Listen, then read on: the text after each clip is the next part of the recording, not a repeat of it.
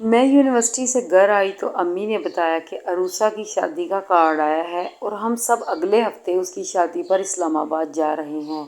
میں بہت خوش ہوئی تھی۔ عروسہ میرے ماموں کی بیٹی تھی، 5 بھائیوں کی اکلوتی بہن، بہت خوبصورت اور امیر ماں باپ کی لاڈلی بیٹی، خاص طور پر ہم سے بہت پیار کرنے والی۔ ہم تینوں بہنوں نے خصوصی تیاریاں کرنی شروع کر دیں کیونکہ ہماری پیاری کزن کے دامن میں خوشی کے پھول کھلنے والے تھے۔ عروسہ کے بہت سے رشتے آئے تھے لیکن اسے کوئی پسند نہ آتا تھا اور وہ انکار کرے جاتی۔ بالآخر اپنے ایک کلاس فیلو کے ساتھ اس کا رشتہ پکا ہو گیا۔ لڑکا بھی اسے بہت چاہتا تھا۔ ساری کزنز مذاق کرتے کہ اگر تمہیں فرحان ہی پسند تھا تو پہلے بتا دیتی، یوں اتنے رشتوں کو منع کرنے کی کیا ضرورت تھی۔ بالآخر اس کی شادی بڑی دھوم دھام سے ہو گئی۔ ماموں نے بیٹی کو ڈھیر سارا جہیز دے کر رخصت کیا۔ دلہن بنی وہ اتنی خوبصورت لگ رہی تھی کہ دیکھنے والوں کی نگاہیں خیرہ ہو رہی تھیں۔ ابھی شادی کی دھوم دھام بھی ختم نہیں ہوئی تھی، مہمان ابھی بھی شادی والے گھر میں تھے کہ شادی سے اگلے ہی دن عروسہ کی طلاق کی خبر آ گئی۔ سب ہکا بکا رہ گئے۔ مجھ کو تو ایسا جھٹکا لگا کہ دل تھام کر رہ گئی۔ ماموں ممانی بہت دل گرفتہ ہوئے۔ خود وہ بھی رو رو کر اتنی نڈال تھی کہ طلاق کی وجہ بھی نہ بتا پائی۔ یہ بات جنگل میں آگ کی طرح سارے خاندان میں پھیل گئی۔ ہم بھی افسردہ ہوئے۔ جب عروسہ کچھ بہتر ہوئی تو ماموں ممانی نے اسے سمجھا بجھا کر پھر سے ایک بار اس کا گھر بسانے کا ارادہ کیا۔ یوں ایک اور بہت اچھی جگہ اس کا رشتہ طے ہو گیا۔ لڑکا بہت سلجھا ہوا، نیک اور امیر خاندان سے تھا۔ ماموں نے پھر سے دھوم دھام سے بیٹی کی رخصتی کی۔ خود عروسہ بھی خوش دکھائی دیتی تھی لیکن شادی کے اگلے ہی روز ہمیں پھر سے یہ خبر سننے کو ملی کہ عروسہ کے شوہر نے اس کو طلاق دے دی ہے۔ ماموں اس صدمے سے بیمار پڑ گئے۔ خود عروسہ کی حالت بھی دیکھی نہ جاتی تھی۔ میں گھر آ کر اپنی پڑھائی میں مصروف ہو گئی۔ 3 ماہ بعد ہمارے گھر میں پھر سے خوشیاں جگمگانے لگیں۔ میرے اکلوتے بھائی اصغر کی شادی ہونے والی تھی۔ میرے بھائی انگلینڈ سے انجینئرنگ کی تعلیم حاصل کر کے آئے تھے اور اب ان کی اپنی من پسند محبوبہ امارہ سے، جس سے وہ 5 سال سے محبت کرتے تھے، سے شادی ہونے والی تھی۔ امارہ بھی بھائی کو بہت زیادہ چاہتی تھی۔ بھائی کی شادی میں 2 روز باقی تھے جب یہ افسوسناک واقعہ ہوا۔ کسی شخص نے بھائی کو ایک خط لکھا۔ اف، وہ بھی کیسا اذیت بھرا دن تھا جب اصغر بھائی کو وہ خط موصول ہوا تھا۔ لفافے پر تحریر انجانی تھی۔ شادی کے سلسلے میں شدید مصروفیت کے سبب انہوں نے کمرے میں جا کر وہ لفافہ میز کی دراز میں رکھ دیا کہ بعد میں آ کر پڑھ لوں گا۔ دن بھر کاموں میں مشغول رہے۔ رات گئے جب بستر پر لیٹے تو تھکن کے مارے نیند کی آغوش میں خط کو بھول گئے۔ بے شک بھائی تعلیم یافتہ اور کھلے ذہن کے مالک تھے۔ بیرون ملک اعلیٰ تعلیم حاصل کرنے کے باوجود وہ ایک مشرقی مرد ہونے کے ناطے اس قسم کے خط سے یقیناً ڈسٹرب ہونا لازم تھا۔ خیر گزری، اگلے دن بھی ان کا ذہن اس لفافے کی طرف نہ گیا جو دراز میں پڑا تھا۔ یوں بخیر و عافیت خوشی خوشی ان کی شادی ہو گئی۔ ہفتہ خیریت سے گزر گیا۔ شادی کے 7ویں روز میکے میں رسم ہونا تھی۔ اس روز دلہن اپنے والدین کے گھر جاتی ہے اور شوہر کے ساتھ اس کے گھر والوں کو بھی دعوت پر مدعو کیا جاتا ہے۔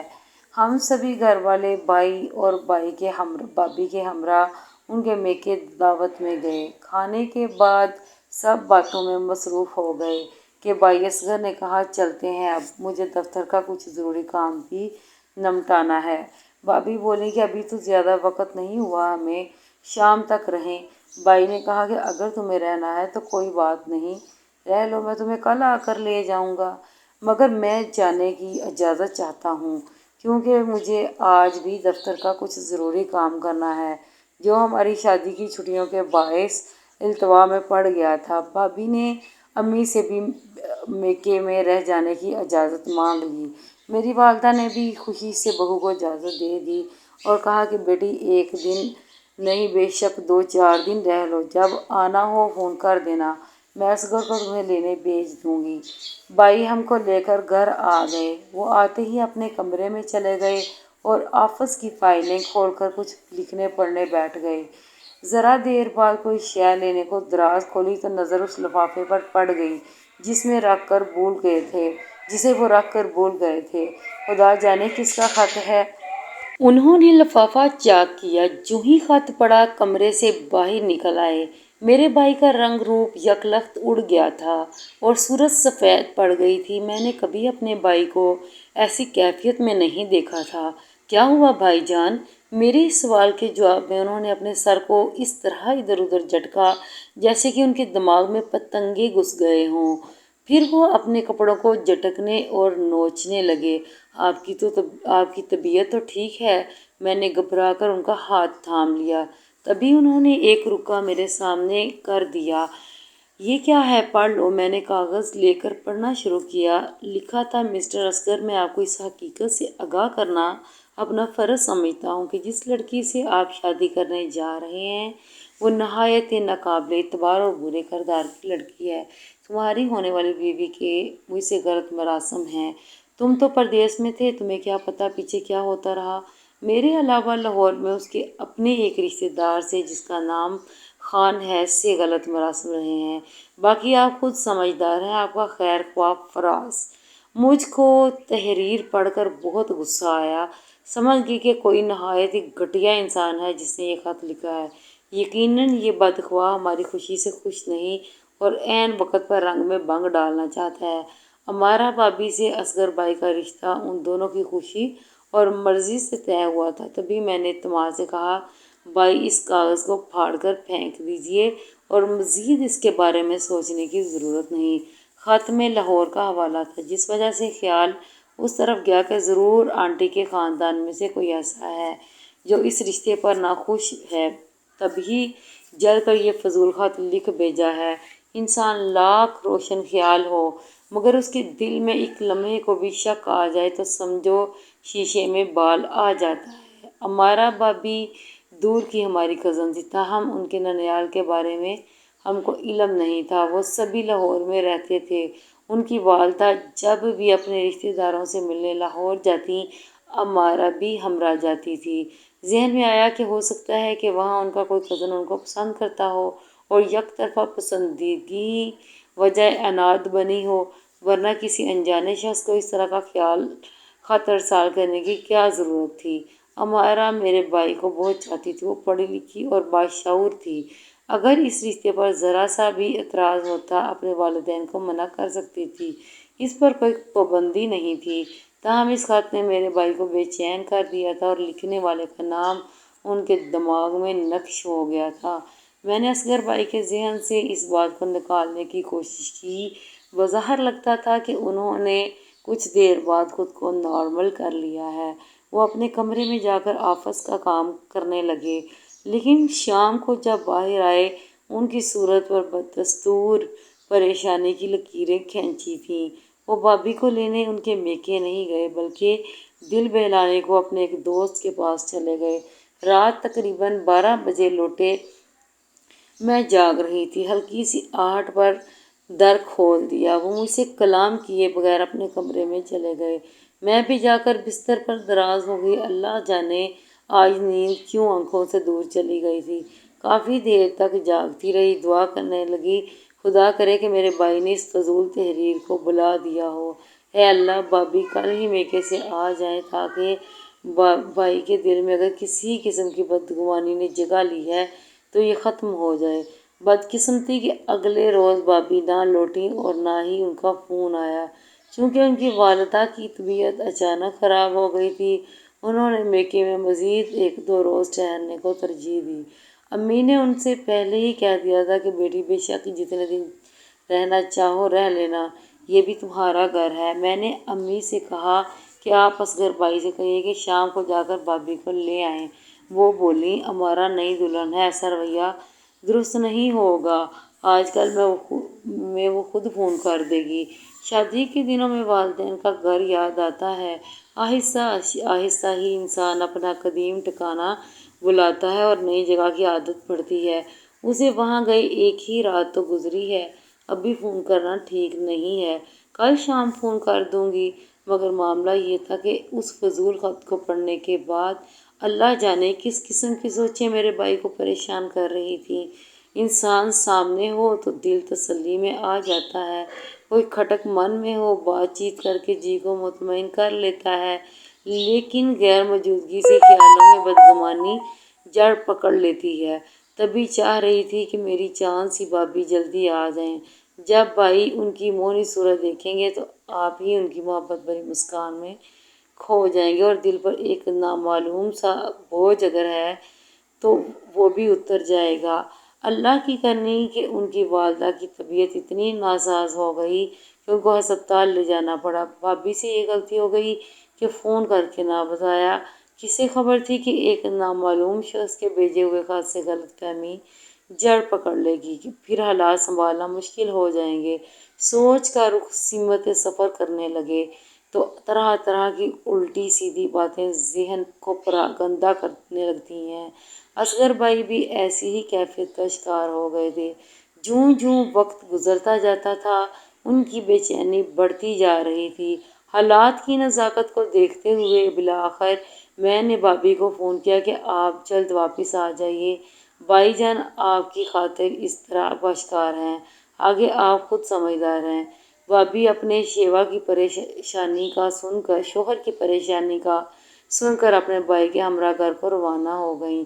انہوں نے فون پر مجھ سے کوئی دوسری بات کی اور نہ کوئی سوال کیا۔ آتے ہی بتایا کہ امی بیمار ہیں تبھی رہ گئی۔ امی سے بھی معذرت کی۔ والدہ نے کہا بیٹی کوئی بات نہیں، ہمیں تم سے کچھ گلہ نہیں ہے۔ جب بھابھی آئیں بھائی گھر پر نہ تھے لیکن ان کے تھوڑی دیر بعد وہ آ گئے۔ میں اس خط کے بارے میں بھابھی کو کچھ نہ بتا سکی۔ اصغر بھائی کے چہرے پر اپنی دلہن کو دیکھ کر مسکراہٹ نہیں ابھری تھی بلکہ ماتھے پر شکن اور صورت پر تناؤ سے ناراضگی کی جھلک نمایاں تھی۔ بھابھی نے ان کے اس رویے میں بدلاؤ کو محسوس کر لیا اور اپنے کمرے میں چلی گئی۔ وہ سمجھ رہی تھی کہ ان کے میکے رہ جانے سے ناراض ہیں۔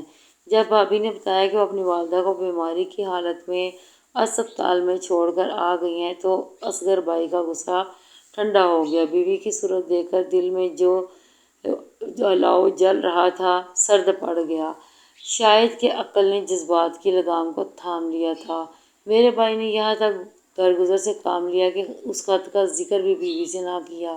اگلے دن وہ بیوی کو لے کر اسپتال گئے اور بھابھی کی والدہ کی مزاج پرسی کی۔ بھابھی بیچاری اس کے بعد شاید ڈر گئی تھیں کہ وہ میکے جانے کے لیے نہ کہتی تھیں، بھائی خود لے جاتے اور وہ انہی کے ساتھ گھر واپس آ جاتی، والدین کے گھر رات کو ٹھہرنے پر اصرار نہ کرتی۔ ہمارے گھر میں سکون کی راجدھانی ہو گئی اور اس کے بعد کوئی بے سکون کر دینے والا نامہ موصول نہ ہوا۔ زندگی معمول کے مطابق رواں دواں تھی۔ شاید کہ میرا بھائی اس ناگوار تحریر کو بھلا چکا تھا۔ اس واقعے کے 1 سال بعد بھابھی کی بڑی خالہ کا انتقال ہو گیا۔ ان کی امی نے بھائی اصغر کو فون کیا کہ بیٹا میری آپا وفات پا گئی ہیں، چاہتی ہوں کہ تم امارہ کو ہماری طرف بھیج دو۔ آنٹی فکر نہ کریں، میں خود لے کر آ رہا ہوں، ہم ابھی تھوڑی دیر میں پہنچ رہے ہیں۔ بھابھی کی یہ خالہ رہتی تو لاہور میں تھی لیکن عرصے سے بیمار تھیں، سو علاج کی غرض سے اسلام آباد آئی ہوئی تھیں۔ اصغر بھائی بیوی کو لے کر سسرال چلے گئے۔ بھابھی کے کچھ قریبی رشتے دار لاہور سے آئے ہوئے تھے، انہی میں ان کی خالہ کا بیٹا فراز خان اور ان کی فیملی بھی تھی۔ فراز صاحب خاصی عمر کے تھے، شادی کو عرصہ گزر چکا تھا، ان کے 2 بچے تھے اور سب سے بڑے بیٹے کی عمر اس وقت 15 برس تھی۔ جب سسر نے اصغر بھائی سے فراز صاحب کا تعارف کرایا تو یکایک ان کے ذہن میں 1 سال قبل کا وہ دن آ گیا جب ان کی شادی ہوئی تھی اور دلہن والوں کی میں جو خاص مہمان آئے تھے ان میں یہ فراز صاحب بھی تھے۔ انہوں نے بھابھی کو شادی پر خاصا مہنگا تحفہ دیا تھا۔ یہ سب کچھ یاد آتے ہی میرے بھائی کا ذہن یکدم ماضی کی تلخ یاد کی طرف پلٹ گیا اور ان کو اس بیہودہ خط کی تحریر یاد آ گئی۔ فراز صاحب تو اپنی والدہ کی میت لے کر لاہور چلے گئے مگر میرے بھائی کی زندگی میں جو ایک طوفان سا آ گیا تھا وہ جاگ پڑا۔ جو سو گیا تھا وہ جاگ پڑا۔ جو ہی بیوی کو ان کے میکے سے لے کر گھر آئے، ان پر جیسے پاگل پن کا دورہ پڑ گیا۔ آتے ہی چیزوں کو اٹھا کر ادھر ادھر پھینکنے لگے اور توڑ پھوڑ شروع کر دی۔ میں دوڑی گئی، پوچھا خیر تو ہے بھائی، آخر یہ کیا آپ کو ہوا ہے، کیوں اتنے غصے میں ہیں؟ بولے یہ اپنی بھابھی سے پوچھو جو آج اپنے کزن فراز صاحب پر باری صدقے ہو رہی تھیں اور ان کو تسلیاں دیتے تکتی نہ تھی۔ ظاہر ہے کہ فراز بھائی کی والدہ فوت ہو گئی تھی جو میری سگی خالہ تھیں، انہیں تسلی کے بول کہنے ہی تھے۔ یہ ایسا موقع تھا کہ اپنے قریبی عزیز سے انسان تعزیت تو کرتا ہے۔ بھابھی نے وضاحت کی، میں سب سمجھتا ہوں۔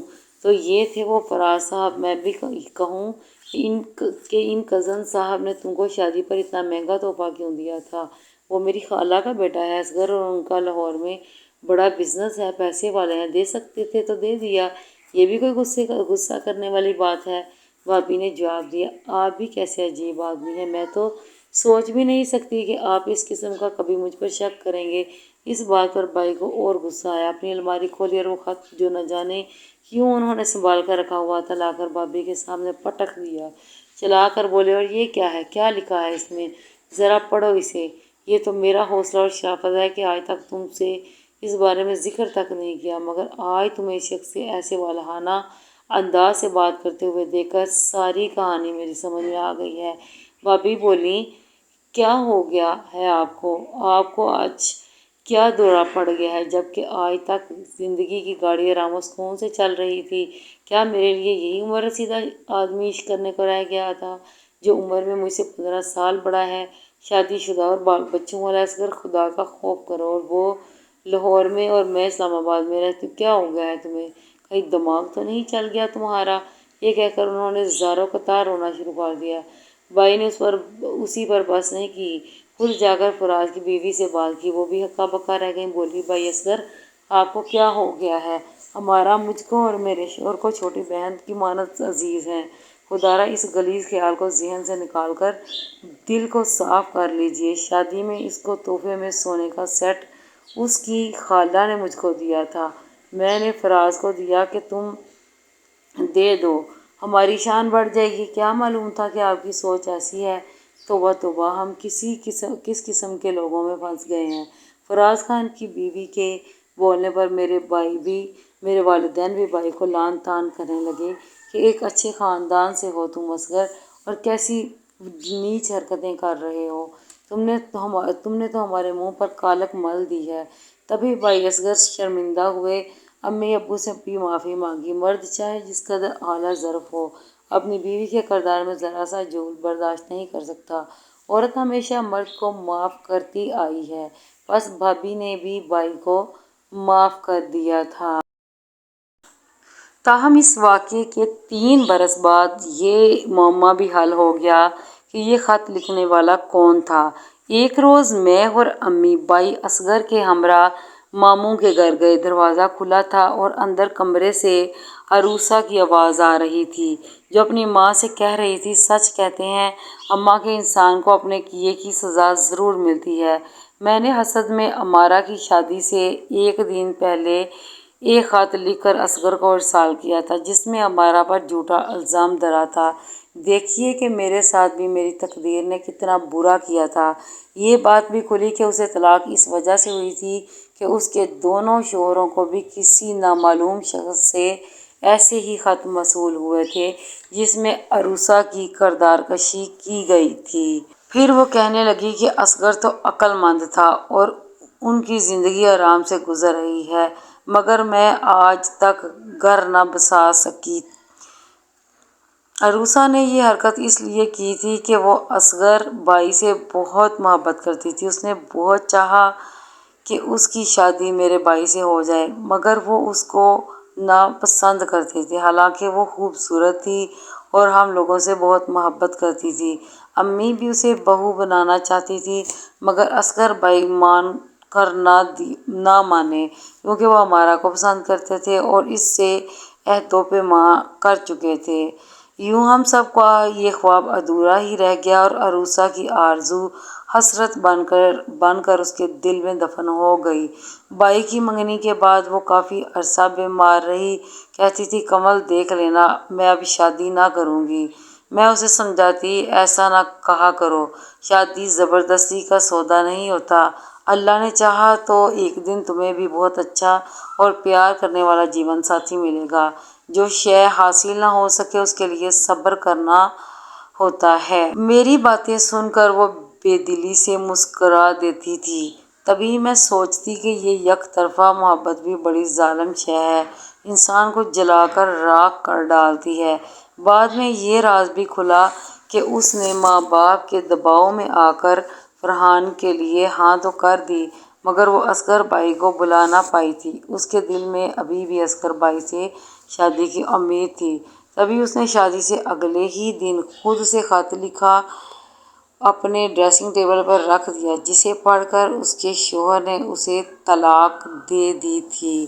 اپنی دوسری شادی کی دفعہ بھی اس نے ایسا ہی کھیل رچایا کہ بعد میں سب اصغر کو مجبور کر کے اس سے اس کی شادی کروا دیں گے، لیکن اصغر بائی پھر بھی نہ مانے اور امارہ کے ساتھ اس کی شادی کی تاریخ رکھ دی گئی۔